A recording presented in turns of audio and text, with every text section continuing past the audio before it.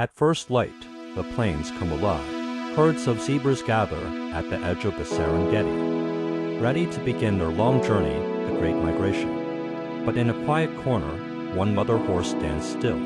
Her foal is too young, too frail to travel hundreds of kilometers through dry, dangerous land. And so, the mother makes a choice.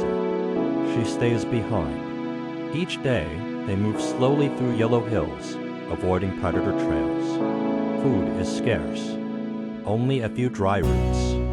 Then one day hope. A patch of green grass waves beyond a rusty fence surrounding an abandoned farm. The foal slips through a gap in the fence with ease.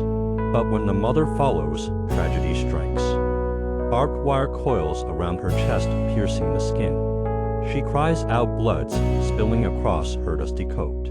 She panics, thrashes, but the wire bites deeper. She falls, breathing heavy and slow. Time crawls, and the world holds its breath. Then a sound. A distant engine breaks the silence.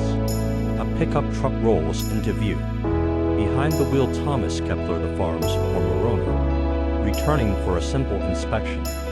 What he finds instead is a life-or-death emergency.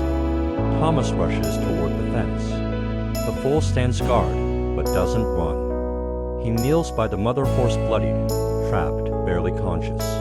Without hesitation, Thomas grabs his first aid kit, pliers, knife, gloves, and gets to work. Each wire is carefully cut, one by one. Every move slow and deliberate to avoid more pain. The foal watches every second, sometimes licking its mother's face, sometimes just standing close, ready to hope. 30 minutes pass. The last wire is free, but the wounds are deep. Thomas disinfects each cut, wraps them tightly in clean bandages, then applies a cooling spray to soothe the pain. The mother horse opens her eyes, weak, but alive. The foal jumps excitedly, gently nudging her face.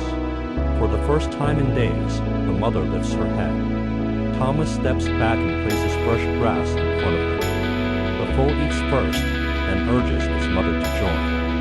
And she does slowly, carefully. There, in the fading afternoon light begins to return. Thomas sits quietly watching. No words needed, just presence. He gathers the barbed wire, seals it in a sack, and begins clearing what's left of the dangerous fence. He builds a barrier of rope and fallen wood, marking it off so no other animal gets trapped again. As the sun sets, the mother and foal walk out of the farm. Side by side, their shadows long in the golden grass. Days later, they're seen grazing at the edge of the Serengeti, stronger, healthier, free. And Thomas? He fades quietly into the wild, still watching, still helping. One act of compassion can change everything. What would you have done? Tell us in the comments below.